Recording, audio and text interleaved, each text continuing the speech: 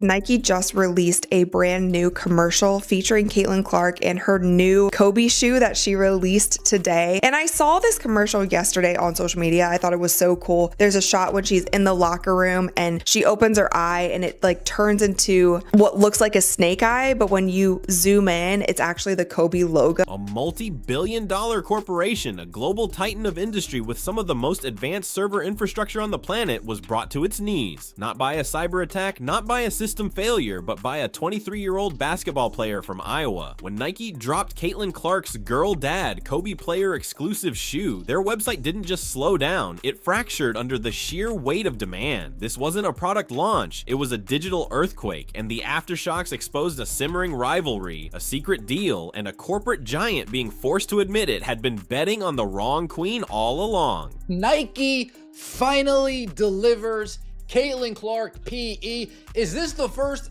Caitlin Clark exclusive Nike commercial since she's entered the WNBA? I know she's made a cameo here, she's made a cameo there, she was featured as part of this rollout here, featured as part of this rollout there, but is this our first official Caitlin Clark solo commercial since she has joined the WNBA? The event itself was a spectacle of raw market power. Nike released just over 13,000 pairs of the shoe. They were gone in minutes. Not 5 minutes, not 10 minutes, literal minutes. The official sale was less a transaction and more a blink and you miss it phenomenon. Immediately, the secondary market became a feeding frenzy. A shoe that retailed for $190 was instantly commanding prices of $400, $500, with some listings climbing towards $600. Caitlin Clark and Nike are officially dropping Caitlin Clark's Indiana Fever player-exclusive Kobe 5s in just a couple weeks. So this shoe was first seen being worn by Caitlin and was thought to be a colorway made just for her up until just a couple days ago, where Nike's official images of the shoes got leaked and the announcement was made saying that everyone will now. This wasn't just high demand, it was a digital stampede, an irrefutable signal that Caitlin Clark doesn't just have fans. She commands an army of consumers ready to mobilize at a moment's notice. But as the digital dust settled, a much bigger story was emerging, one that involved another star, a carefully crafted narrative, and a corporate giant forced to publicly confront its own flawed strategy. Well, I don't think I'd be in the wrong to say Caitlin Clark's Kobe is the sneaker of the week, and everyone's focus is mostly on this one. If you really wanted that shoe, I hope you put your footwork in, because there's supposedly only 13,000 pairs of sneakers out tomorrow. Combine that with a really high resale value, I expect this shoe to be a relatively difficult comp. But my hope seriously is that with Caitlin Clark's sneaker coming out, that this sets a precedent and we might see other exclusive player edition Kobe's drop for the public. While Clark was breaking the internet with a borrowed shoe model, Nike had been meticulously grooming another star for the throne. Aja Wilson, a two-time WNBA MVP, a champion, and an Olympic gold medalist, was supposed to be the future. Nike had invested 2 full years into developing her signature shoe, the A1. She was given the full princess treatment with a custom logo and personal design inputs that embedded her family's story into the very fabric of the sneaker. When the A1 was released, it also sold out quickly, a fact Nike's marketing team was surely proud of. Look, these things is some fire. I'm telling you, where there's smoke, there is fire, and these things is hitting so hard. And who got a bot? Who a shoe plug? Because I need 2 pairs. I need one for the sneaker wall, and I need one for my feet, because these things is hitting right here, and no, I don't want to pay $600 on GO. However, it was a controlled burn. The scarcity was manufactured, a limited release designed to guarantee a sellout and create a perception of high demand. On paper, it was a success, but in the shadow of Clark's explosive release, it looked less like a triumph and more like a carefully managed science experiment. One player needed a calculated marketing push to move her product, the other just needed to exist. I lost all respect for Aja Wilson. I don't want to hear her opinions. I don't care what she has to say from this point on. When you keep a Nike deal 2 years in secret while you're spewing all that crazy stuff about Caitlin Clark in the Time magazine, read it. Read what she said in the Time magazine. Yet you had a Nike deal the whole entire time. Suspect. This stunning contrast is best understood as a tale of two timelines. For 2 years, Aja Wilson was deep in the heart of Nike's innovation labs, co-creating a shoe that was uniquely hers. Her journey was a testament to Nike's commitment, a slow, deliberate process meant to build a lasting brand. Meanwhile, Caitlin Clark was still waiting for her own signature model. Instead, she was given a player-exclusive version of a shoe line belonging to a deceased legend, Kobe Bryant. It was, in essence, a high-profile hand-me-down. So it's finally here. Caitlin Clark sneakers from Nike is finally dropping. She was signed to them last year, and the sneakers is a year late in my opinion, but nonetheless I'm excited because these sneakers is finally coming out. But what does annoy me a little bit is that this is a collaboration with Kobe. Now, Kobe, respect to Kobe, the legend, rest in peace, great basketball player. But in my opinion, Caitlin Clark is a big enough star and she's creating her own legacy. So I feel like, at least for her first sneaker, it shouldn't be a collaboration with any other player, dead or alive, in my opinion. I feel like Caitlin should have, for her first shoe, had her own original design just for her, no collaboration. Yet, this leftover model generated a level of global hysteria that Wilson's bespoke 2-year project couldn't even approach. The irony was staggering. Nike spent millions crafting a narrative for one athlete, while the other was creating a cultural tidal wave wearing someone else's legacy. This baffling disparity wasn't just about sales figures. It was rooted in a tension that had been simmering behind the scenes and was about to boil over in the most public way imaginable. And all this was done while the shoes being developed, while the collections being done. To demonize Caitlin Clark and try to label her as a privileged white girl that's getting all the privileges, even though she earned everything she got. This ain't about color. This is about good and bad. And I honestly find this a little evil. I find this evil. This is beyond bad, because you had the ability to speak up and say, hey, everybody, relax. Don't get on Caitlin Clark. She got a shoe deal. That's cool. I got one too. Mine's taking a little bit, but it's going to come out. Just be patient. She could have came out and said that, but she didn't. The whispers of discontent became a roar when Time magazine published a profile on Aja Wilson. In the article, Wilson voiced frustrations that many interpreted as being aimed directly at Caitlin Clark. She spoke about the nature of the hype, questioning why Clark's arrival was being treated as a singular phenomenon, and pointedly remarked, "I think a lot of people may say it's not about black and white, but to me, it is." The comments sent shockwaves through the sports world. Wilson was seemingly casting doubt on the legitimacy of Clark's popularity, suggesting it was a product of privilege rather than pure talent. Nike did not fumble Caitlin Clark. It takes years and years of research and development and building and designing and trialing and erroring to build a custom shoe line.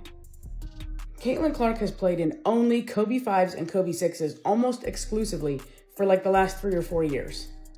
If they are building a shoe for Caitlin Clark, that Caitlin Clark is going to wear, that she's going to sell, that she's going to give away to her teammates, to her fans, to whomever, it has to be as good as, if not better, than the Kobe 5 or 6. And there's new Kobe variants out, and she doesn't wear them. She signed a $28 million 10-year contract with Nike. Year 2. We're in year 2 of that. The shoes are coming.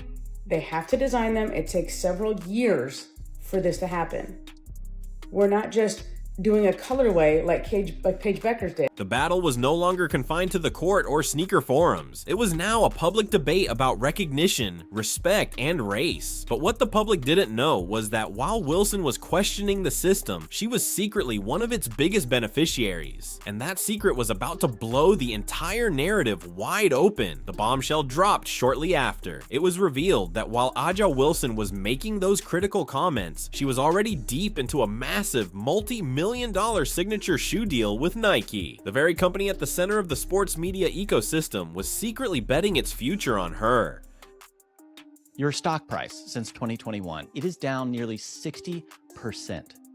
Your executives and the people who are making these decisions Their stock options are worthless. Meanwhile, you have the single biggest needle mover in all of American sports since Michael Jordan, and you have somehow convinced yourself that you need to slow play this. Let me show you Google Trends search traffic for 4 female basketball players. There is one who only rivals Caitlin Clark, and that is Angel Reese, and you do not have her. She is over at Reebok. I am so confused as to how you would be so invested in the WNBA for several years, and you have been doing great work to try to elevate and uplift that league and many of the athletes there. But this seems like you have convinced yourself that this needs to be an either-or conversation. And we never have an either-or conversation in the men's sports. You have like 10 signature athletes. Half of them don't deserve a signature shoe. The revelation was stunning. To her critics, this wasn't just an oversight. It was perceived as profound hypocrisy. She had, in their eyes, positioned herself as an outsider fighting against an unfair system, all while holding a golden ticket from the system's biggest player. The news rewrote the entire story. Suddenly, her comments in Time looked less like a righteous call for equality and more like an act of someone trying to protect their turf from a rising threat. This wasn't just about one athlete's comments anymore. It was a symptom of a much larger problem brewing within the walls of Nike's empire.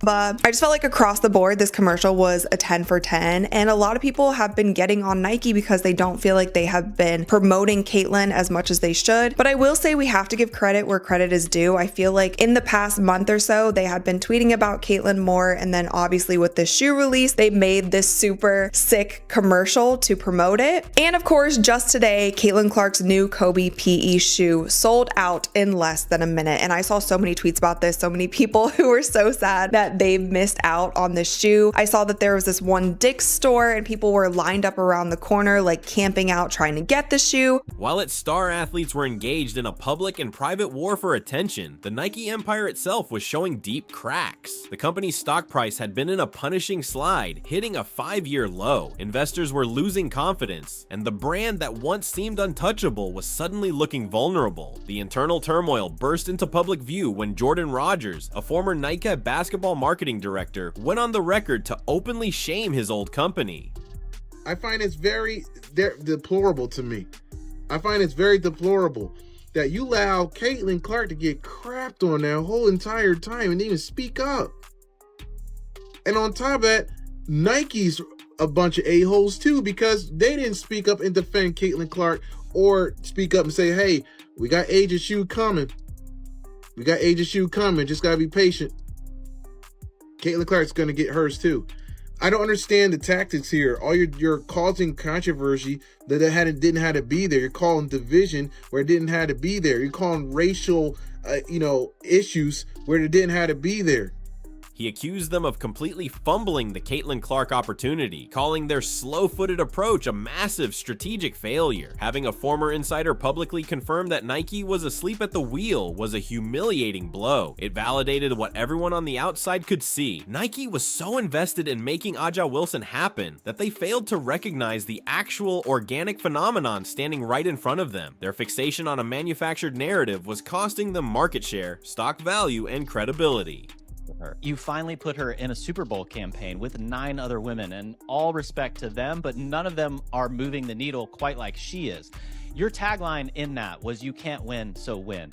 One of the best explanations I can come up with is that you are wringing your hands and afraid to enter into this politically divisive conversation that has been co-opted by the media and pundits who are race baiting and doing all kinds of ridiculous things around women's basketball. You can't win, so win. You have the unicorn, the chosen one, the one who everyone wants to hear from, and you were just sitting around. Gatorade, State Farm, Gainbridge, Wilson Basketball have all figured out how to have a point of view with Caitlin Clark. Please, for the love of God, figure something out. And while Nike was struggling to sell its story, Caitlin Clark was generating staggering, real-world numbers that no marketing campaign could ever hope to match. Her economic impact went far beyond merchandise. A study revealed that her presence generated an estimated $82.5 million in economic activity for the state of Iowa alone. Her WNBA games were shattering viewership records, with her debut drawing over 2 million viewers, dwarfing the league's typical average.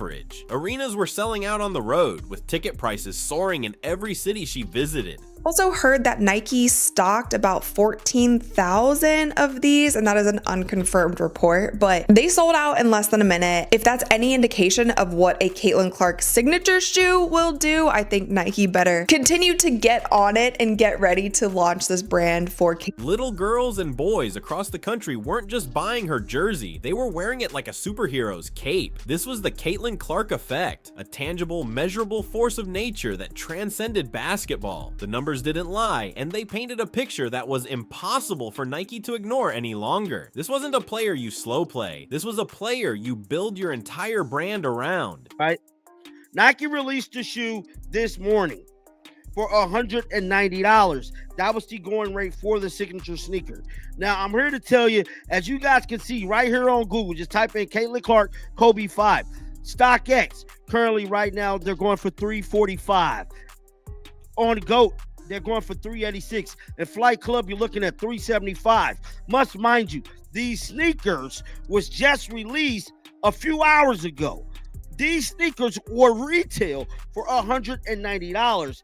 This is the Caitlin Clark effect. So here we are. The release of the Girl Dad Kobe's wasn't just a successful launch, it was a white flag. It was Nike's public surrender to an undeniable force of commerce and culture that it had dangerously underestimated. They are now fast-tracking her signature line, and the marketing machine is finally cranking into gear, all in a desperate attempt to catch up to a revolution that started without them. The market has spoken, not with carefully curated press releases, but with the thunderous roar of crashing websites and millions of wallets opening at once. Aja Wilson will continue to be a star, a champion with a signature shoe and a powerful story, but the market has crowned a new monarch. The ultimate question remains, was this recent scramble a true course correction, a genuine admission of their mistake, and a newfound respect for Clark's unparalleled talent? Or was it just a cold, calculated, and desperate business pivot to reclaim their throne in a kingdom she had already conquered?